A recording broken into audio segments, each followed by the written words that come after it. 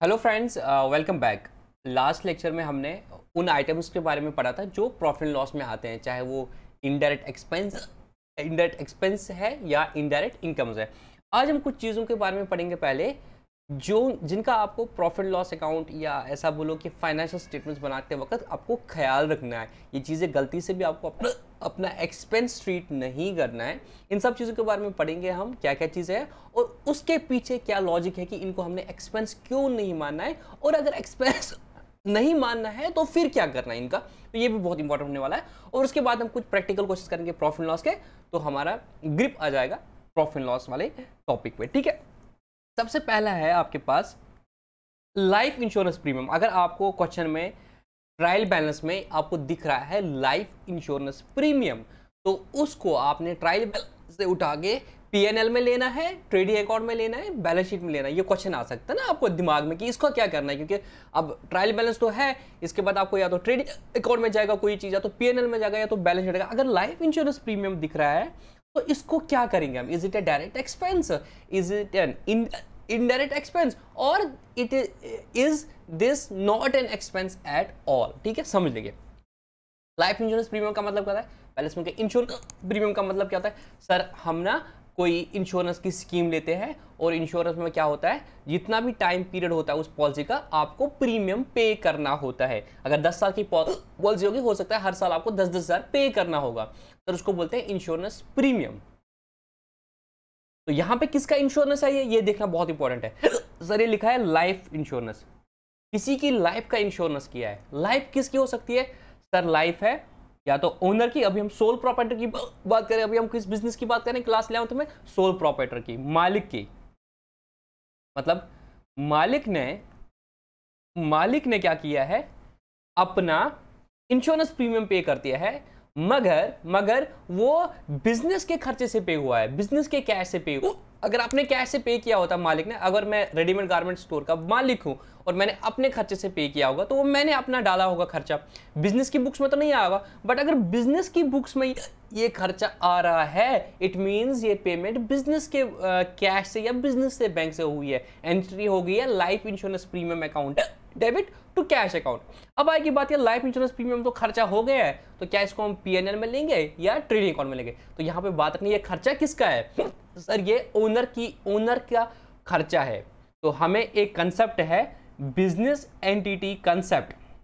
Business entity concept बोलता है business अलग है, बिजनेस में अलग है। तो क्या बिजनेस का ये एक्सपेंस माना जाएगा? The answer is no. ये बिजनेस का खर्चा नहीं है, ये मालिक का अपना इंश्योरेंस है। मालिक का हो या मालिक के बच्चों का लाइफ इंश्योरेंस का प्रीमियम है, ये बिजनेस का खर्चा नहीं है। बिजनेस अलग है, बिजनेसमैन अलग है, तो ये बिजनेस का खर्चा नहीं माना जाएगा। तो इसको हम बोलेंगे ड्राइंग। ये आपकी ड्राइंग हो जाएगी। अब मैं एग्जांपल और देता हूं इसके। ये बहुत लिखने में तो बहुत सिंपल है कि भाई ओनर का है, इस पे बहुत सारे इश्यूज है, टेक्निकल इश्यूज है। मैं सब चीजों को आपको एड्रेस करूंगा यहाँ पे, क्योंकि ऐसे डाउट आ सकते हैं। बट मैं पहले आपको क्लैरिटी दिखाऊंगा। अगर बिजनेस का स्टॉक है,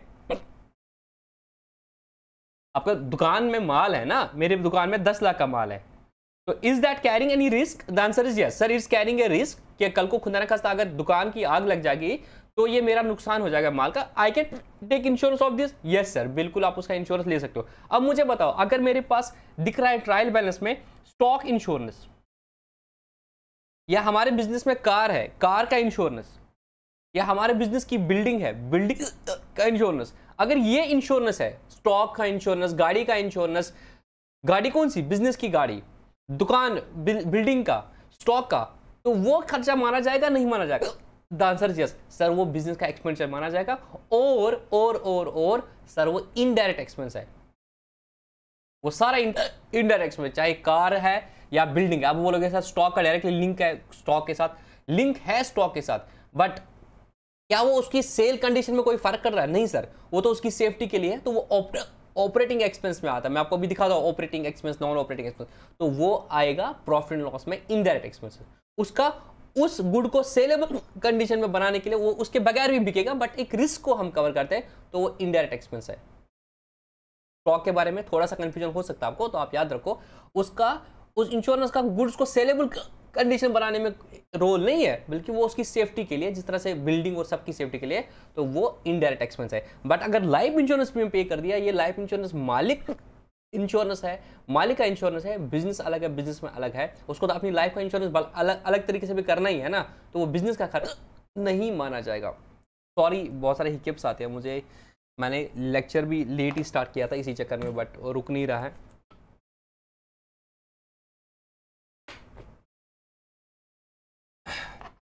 I hope now this is clear. Life insurance premium का इंश्योरेंस प्रीमियम खाली होगा तो ऐसे नहीं बोलना कि ये ड्राइंग माना जाएगा, बल्कि अगर वो लाइफ इंश्योरेंस प्रीमियम है, मालिक का प्रीमियम है, इंश्योरेंस प्रीमियम है, तभी वो ड्राइंग माना जाएगा।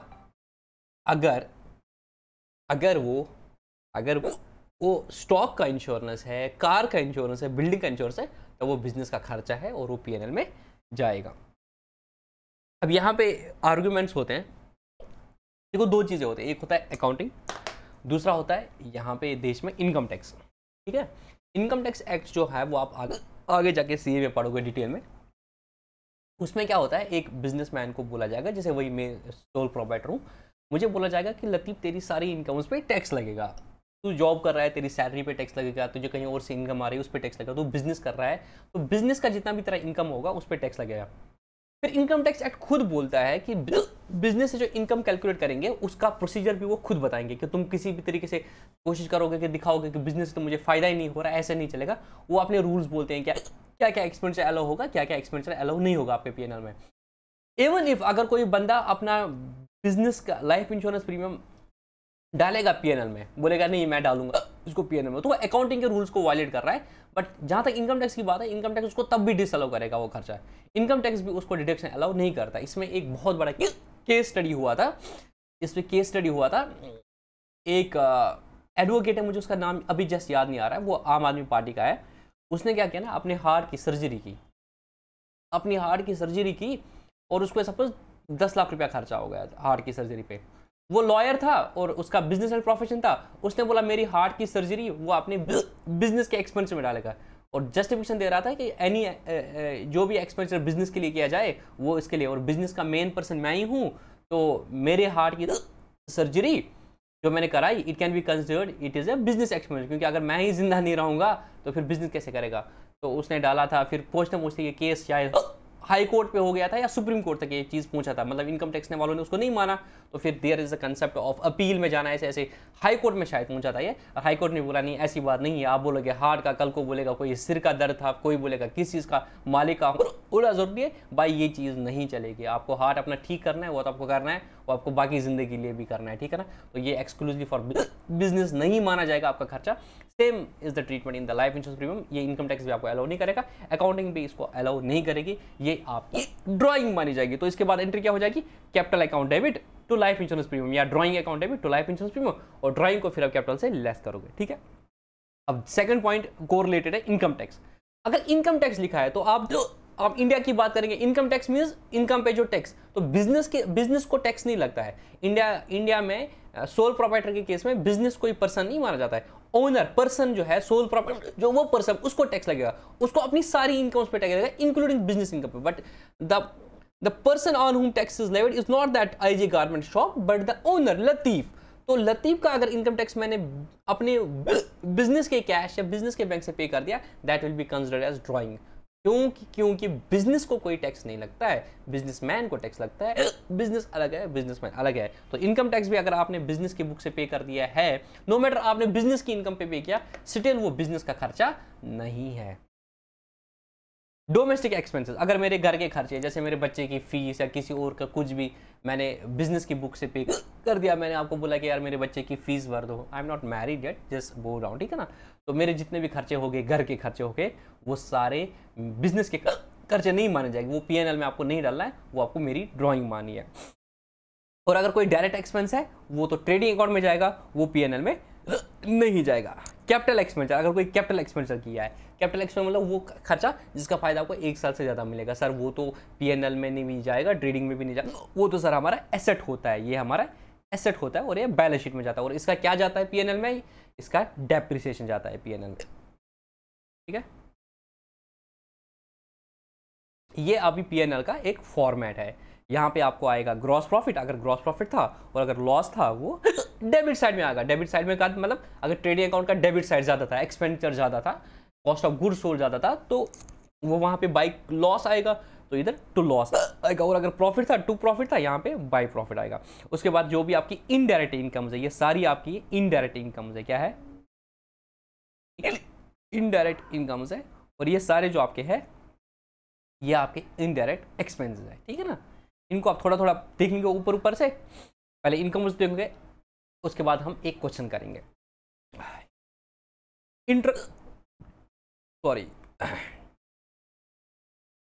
इंटरेस्ट रिसीव्ड मतलब आपको इंटरेस्ट मिला है। जैसे आपके बैंक में पैसे थे बिजनेस के, तो वहाँ पे आपको इंटरेस्ट मिला, या आपको पास ज़्यादा सरप्लस था, ज़्यादा यूज में नहीं था, तो आपने इसकी एफडी करा दी, वहाँ से इंटरेस्ट आपको मिला, तो वो बिजनेस की इनकम मानी चाहिए।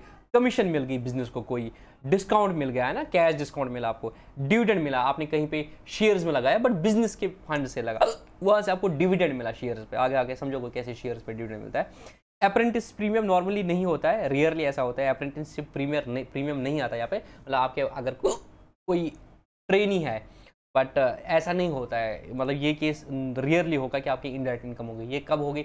अगर आपने अपने इंटर्न को आगे किसी और कंपनी में भेजा, उन्होंने उसको स्टाइपेंड दिया, उसके बदले वो आपको स्टाइपेंड दे दिया, तो आप यहाँ से इनकम दिखाओगे, यहाँ से फिर उसका खर्चा दिखाओगे। तो ये ऐसा चीज़ ये ज़्यादा आगे नहीं। अगर आपके बैड डेट रिकवर हो गए, देखो अगर आपका बैड डेट होता है, बैड डेट आपका क्या है? एक्सपेंस है, लॉस है। जैसे कोई डेटर है, उसने पैसे नहीं दिए, तो आप उसको क्या करो? तो बैड डेट ट्रीट करते हो, तो आप एंट्री करते हो bad debt account debit to debtor, तो बैड डेट आपका लॉस हो गया, ठीक है ना।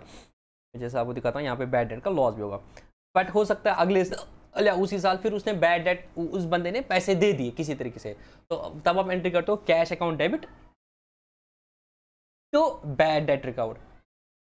वो बैड रिकॉर्ड आपकी इनकम होगी, क्योंकि उस वक्त आप डेटर को क्रेडिट नहीं करते हो, क्योंकि डेटर को आपने ऑलरेडी बुक्स में खत्म किया है, या हमने स्टार्टिंग जो जर्नल एंट्रीज थी तभी मैंने इसको अच्छे से करा दिया था, ठीक है ना। सेल ऑफ ओल्ड न्यूज़पेपर, अगर आपके पास न्यूज़पेपर आप परचेज करते हो हर दिन 4-4 रुपये का, तो आप एंट्री करते हो न्यूज़पेपर जनरल एक्सपेंस में डाल देते हो, उसका खर्चा, फिर लास्ट में 1 साल बाद जितने भी न्यूज़पेपर आप बेच देते हो 200 रुपये में, ठीक है ना। तो वहाँ से आपकी इनकम होगी, आपकी इनकम होगी। Cash account debit to sale of newspaper, आपने इनकम बुक कर दी। Profit on sale of fixed asset, ये मैंने आपको अकाउंटिंग एंट्री आगे दिखाई है। अगर आपने कोई एसेट था 10,000 का, उसको 12,000 रुपये 2,000 का प्रॉफिट हुआ, तो आप एंट्री कैसे करते हो? Cash account debit 12,000 to asset account 10,000 to profit on sale of asset 2,000, वो profit on sale of asset debit to PNL हो जाए। इंटरेस्ट ऑन ड्राइंग नॉर्मली होता नहीं है, सोल प्रोवाइडर में आप interest on drawing, interest on capital नहीं करते कुछ। अगर आपको कोई मिसलेनियस रिसीट आ गई, तो वो सन्ड्री रिसीट होगा। नेट लॉस क्या होगा? अगर एक्सपेंसेस ज़्यादा है। इस तरह से आपके एक्सपेंस हो गए। एक्सपेंस में कोशिश करते हैं ये लोग अलग अलग हेड्स बनाने की, बट ये ज़रूरी नहीं है। आप सीधे जो भी खर्चा दिख रहा है उसको डाल दो, आपको फर्दर बाइफरकेट करने की जरूरत नहीं है। आगे आगे जब आप जाओगे कंपनीज में, तब आप सीखोगे, वहाँ पे अपने अपने प्रॉपर हेड्स होते हैं, उसके फिर नोट्स टू अकाउंट्स होते हैं, वो आप बाद में सीखोगे। अभी आपको जो खर्चा दिखेगा उसको जहाँ मर्जी डालो, आपको ये याद रखने की जरूरत नहीं है ऑफिस में ऐसे डालना है, ऐसे डालना है। जो भी खर्चा इनडायरेक्ट है वो इनडायरेक्ट डालो। सीक्वेंसिंग, इसको मार्शलिंग बोलते हैं, ये आपको कोई फर्क नहीं पड़ेगा, जहां मर्जी डालना है वहां पे डाल दो। I am extremely sorry, but class लेनी थी मुझे, टाइम की वैल्यू थी, तो मैंने क्लास को स्टार्ट कर दिया था। आई थॉट कि ये रुक जाएगा, बट ये रुक नहीं रहा है।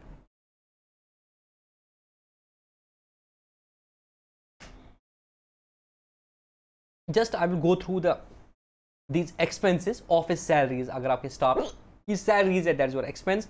अगर इंश्योरेंस है ऑफिस का, है ना, या रेंट है ऑफिस की, printing and stationery, entertainment expense, जैसे मजा मन किया कि कुछ खाएंगे, पार्टी वार्टी कर दिया ऑफिस में, तो अब स्टाफ की पार्टी है, तो वो आप बिजनेस का खर्चा डाल सकते हो स्टाफ वेलफेयर के नाम से। ऑडिट फी, अब आप चार्टर्ड अकाउंटेंट से ऑडिट कराओगे, तो उसकी ऑडिट फी भी is your indirect expense. Bonus दे दिया आपने स्टाफ को, आपने उनको बोला कि अगर आप अच्छा काम करोगे आपको सैलरी से भी ज़्यादा मिलेगा, that is again your expense of the business, ठीक है ना। लीगल चार्जेस, सपोज आपको एडवोकेट या किसी के कुछ चार्जेस लगे, that is your legal. Postage जो आपको लगता है, telephone, sundry general expenses, trade expenses जो भी है, ऑफिस हीटिंग कूलिंग लाइटिंग जो भी है, एडवर्टीजमेंट खर्चा, salaries and commission to sales department, showroom की रेंट, शोरूम की लाइट, शोरूम की ये सारे आपके खर्चे हो गए, ठीक है ना। एक्सपोर्ट ड्यूटी नॉर्मली ऐसा लगता नहीं है, अगर कुछ होगा तो आपका indirect. Transit insurance on goods sold, अगर आपने गुड्स बेच दिया, अगर गुड्स परचेज कर दिए, उसका transit insurance is direct expense. और अगर आप गुड्स बेचे, फिर the responsibility of the insurance is on your head, on your account, तो वो आपका इनडायरेक्ट एक्सपेंस होगा। मतलब आपने गुड्स बेचे, ठीक है ना, जैसे मैं बोलूँगा मैंने श्रीनगर से गुड्स बेचे बारामूला, उसने बोला कि यार मुझे बारामूला पहुँचा देना है, बट मैंने उसका इंश्योरेंस भी करा दिया, कोई खुदा ना खासा अगर बीच में गाड़ी को कुछ हो गया, माल को कुछ हो गया तो नुकसान हो जाएगा, तो उसने बोला कि इंश्योरेंस भी आपके हेड पे है, तो मैंने जो इंश्योरेंस पे कर दिया वो मेरे लिए इनडायरेक्ट एक्सपेंस हो जाएगा। Packing charges indirect, packing charges direct और इनडायरेक्ट मैंने आपको उस दिन बताया था। वो पैकिंग चार्जेस जो ज़रूरी है उस गुड को सेल लेवल कंडीशन पहुंचाने तक, वो डायरेक्ट है। उसके बाद अगर आपने कुछ ऊपर से पैकिंग कर दी वो आपके इनडायरेक्ट में। कैरेज आउटवर्ड मतलब वही, अगर फ्रेट आपके एंड पर है, आपने बेचा गुड्स बट उसने बोला मेरी दुकान तक पहुंचाना है, तो जो फ्रेट है वो आपको अलग से कैरेज आउटवर्ड दिखाना है एक्सपेंस, ठीक है। ऑपरेटिंग प्रॉफिट और नेट प्रॉफिट भी मैं बाद में दिखाऊंगा, पहले हम कुछ क्वेश्चन कराएंगे, ठीक है ना। Operating profit, non operating profit, operating expense, non operating expense मैं बाद में कवर करूंगा क्योंकि वो इतना इंपॉर्टेंट नहीं है। अब हम एक क्वेश्चन करेंगे, आई एम एक्सट्रीमली सॉरी, इस क्वेश्चन को मैं कराऊंगा यहाँ पे। पहले मैं चलो क्वेश्चन को पढ़ लेता हूँ। From the following balancing extracted from the books of Zulfikar Ali pass necessary closing entries for profit loss account only and prepare trading and profit loss account, ठीक है ना। तो क्लोजिंग एंट्री छोड़ दो अभी मैं सिर्फ आपको trading account and profit loss account दिखाऊंगा, ठीक है ना। मैं इसको थोड़ा सा जूम आउट कर लेता हूँ। यह आपको दिखाया है पूरा ट्रायल बैलेंस, प्रैक्टिकली आपको ऐसा ही होगा, ट्रायल बैलेंस होगा और नीचे आपको बोला गया क्लोजिंग स्टॉक कितना है 40। तो सबसे पहले हम क्या बनाएंगे, ट्रेडिंग अकाउंट, ठीक है। देखो कैसे होता है trading and profit and loss account of Zulfikar Ali for the year ending 31 March 2018, for the year 31 March 2018, ठीक है। चलो देखो क्या क्या चीज़ है सर। सबसे पहले ओपनिंग स्टॉक है, तो ओपनिंग स्टॉक आएगा टू ओपनिंग स्टॉक करके, कितना आएगा 20,000। उसके बाद परचेज है आपकी, परचेज आपकी कितनी है 1.5 लाख। उसके साथ आपकी रिटर्न आउटवर्ड्स है 10,000। Return outwards means purchase return, आपने आउटवर्ड्स रिटर्न कर दिया, दैट इज परचेज रिटर्न 10,000। तो इसको कैसे करते हैं सर, इधर लिखते हैं हम to purchases 1.5 lakh less purchase returns 10,000। तो टोटल कितना हुआ है 1,40,000, ठीक है। उसके बाद क्या है, तो उसके बाद आपकी सेल हुई है 2,90,000, बट इसके साथ आपका पर सेल रिटर्न हुआ है 5,000। रिटर्न इनवर्ड्स मतलब सेल रिटर्न हुआ है 5,000। तो नेट सेल आपकी कितनी हुई है 2,90,000 माइनस 5,000, दैट इज 2,85,000। मैं यहाँ पे करूँगा बाय सेल 2,90,000 लेस से रिटर्न 5,000, टोटल आएगा 2,85,000, ठीक है। उसके बाद क्या है सैलरीज 20,000। तो सैलरीज क्या आपका इनडायरेक्ट एक्सपेंस है, तो ये रहेगा। अभी जो जो कर दिया मैंने उसको टिक मारूंगा। और आपका क्या था क्लोजिंग स्टॉक था 40,000, तो यहां पे मैं करूंगा बाय क्लोजिंग स्टॉक 40,000। और आपको देखना अगर कोई डायरेक्ट एक्सपेंस है तो यहाँ पे आएगा, उसके बाद आपको ग्रॉस प्रॉफिट या ग्रॉस लॉस निकलेगा। तो ये भी आपका हो गया। अब इसमें देखो वेजेस हमें बोला है ये डायरेक्ट एक्सपेंस है। Freight and cartage we assume this is direct expense. और कोई एक्सपेंसेस और कोई डायरेक्ट एक्सपेंस नहीं है। Trading expense means operating expense, ठीक है। उसको ट्रेडिंग एक्सपेंस को प्लीज लिंक मत करो किसके साथ, डायरेक्ट एक्सपेंस के साथ, इट मीन्स इनडायरेक्ट एक्सपेंस, ठीक है ना। बस यही दो डायरेक्ट एक्सपेंस है, freight and cartridge. Freight and cartridge आपका कितना है 2,000 और वेजेस आपके 20,000 है। तो फ्रेट 2,000 तो वेजेस 20,000, ठीक है। उसके बाद हम देखेंगे हमारा प्रॉफिट हुआ है कि लॉस हुआ। तो अपेरेंटली हमारा प्रॉफिट हुआ है। तो ये 2,85,000, तो 3, 5, 8 और 3,25,000, ठीक है। 3,25,000 में से आप ये लेस करो, कितना हो गया?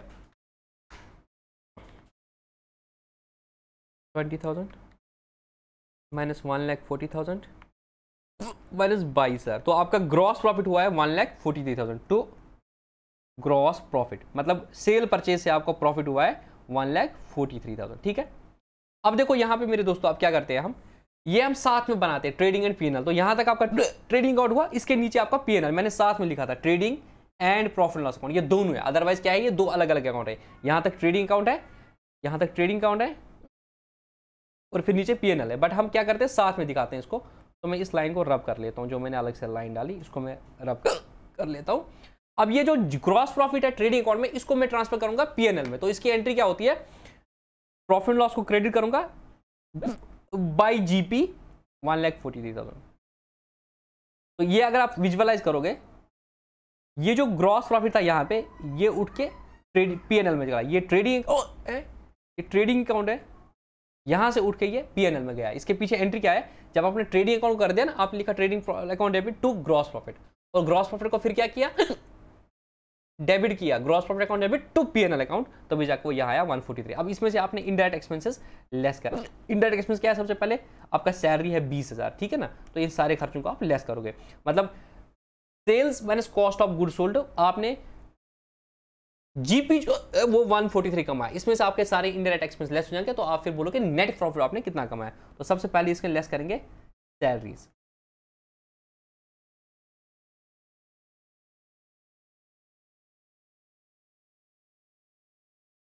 तो सबसे पहले इसमें से लेस हो जाएगा सैलरीज। सैलरीज कितना था, 20,000। उसके बाद चलो ये भी हो गया, ये भी हो गया, ये भी हो गया। उसके बाद आप रेंट एंड टैक्सेस है 5,000 टू रेंट एंड टैक्सेस 5,000। उसके बाद आपका प्रिंटिंग एंड स्टेशनरी है 1,000, तो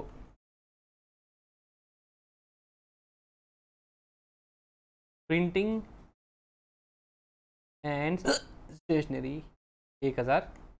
उसके बाद आपका है legal expenses, advertisement expense, bad debts और डिस्काउंट, ठीक है, ये मैं सारा लिखा, प्रिंटिंग एंड स्टेशनरी। उसके बाद आपका है लीगल एक्सपेंसेस, एडवर्टीजमेंट, तो लीगल एक्सपेंसेस टू एडवर्टीजमेंट तो बैड डेट्स, ठीक है।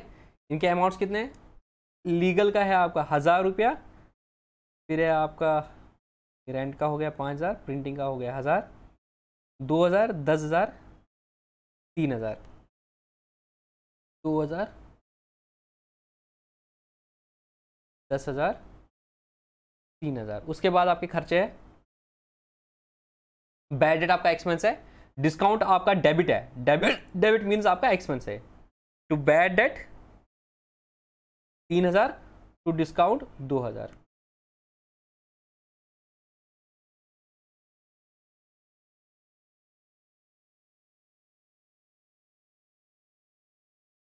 बैड डेट 3,000 हो गया। उसके बाद to discount to trading expenses,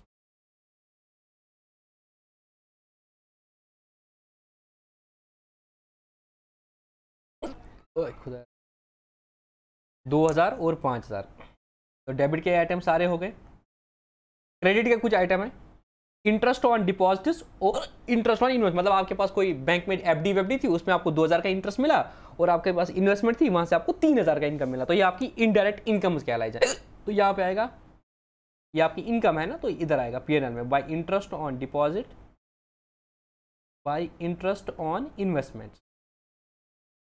कितना है 2,000 और 3,000, तो इतना आपका टोटल है। अब यहाँ से आप देखोगे आपको नेट प्रॉफिट हुआ है कि नेट लॉस हुआ है, तो टोटल करो। अपेरेंटली मुझे लगता है कि नेट प्रॉफिट है, इसको टोटल करूंगा, 1,43,000, 1,43,000, 1,48,000, ठीक है। तो 1,48,000 में आप लेस करो सारे खर्चे, तो आपको नेट प्रॉफिट आएगा।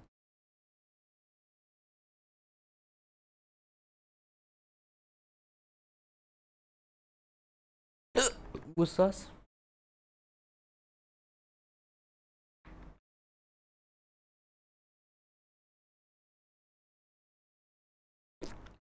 तो आपका प्रॉफिट जो है नेट प्रॉफिट वो आपका 1 लाख का होगा। ठीक है, तो नेट में आपने 1 लाख कमाया। ये आपका पूरा दिखाता है आपकी financial performance of the business. तो कैसे निकालते हो फाइनेंशियल परफॉर्मेंस? अगर ट्रेडिंग ऑर्गेनाइजेशन है तो सर हम उसका ट्रेडिंग अकाउंट बनाते हैं और प्रॉफिट लॉस बनाते हैं। ट्रेडिंग अकाउंट से आपको पता चलता है कि आपका ग्रॉस प्रॉफिट हुआ है या ग्रॉस लॉस हुआ है। उसके हम क्या करते हैं सर, सेल्स लेते हैं और कॉस्ट ऑफ गुड्स सोल्ड लेते हैं। वो मैंने आपको ट्रेडिंग अकाउंट में दिखाता है, ओपनिंग स्टॉक परचेजेस, फिर direct expenses less closing stock, वो आपका कॉस्ट ऑफ गुड्स सोल्ड आ जाएगा ये। फिर आपका निकलेगा ग्रॉस प्रॉफिट, मतलब ट्रेडिंग से आपने 143 कमाया। फिर आपकी इनडायरेक्ट इनकम 2 थी, तो टोटल आपका प्रॉफिट हुआ था 148। उसमें से आपके सारे खर्चे लेस हो गए जो इनडायरेक्ट एक्सपेंस है, नेट में आपका 1 लाख रुपया बचा। This is your net profit of the year. ठीक है, ये आपका नेट प्रॉफिट आएगा 1 लाख रुपये। ठीक है, अनफॉर्चुनेटली मेरी तबीयत आज ठीक नहीं है, तो आज अपेरेंटली हम इतना ही करेंगे। आप क्वेश्चन नंबर 7 को, इलिस्ट्रेशन नंबर 7 को करना। कल मैं आपको कुछ चीज़ें हैं ऊपर वाली जो छूट गई है मैं वो दिखाता हूँ आपको, और ये कुछ थ्योरेटिकल चीज़ें हैं ये हम करेंगे, और इंशाल्लाह कल ही हम इस टॉपिक को क्लोज करेंगे, और फिर ऑपरेटिंग प्रॉफिट का कंसेप्ट, और उसके बाद फिर हम बैलेंस शीट पे आ जाएंगे। ठीक है, आज का क्लास में यहाँ ही क्लोज करता हूँ।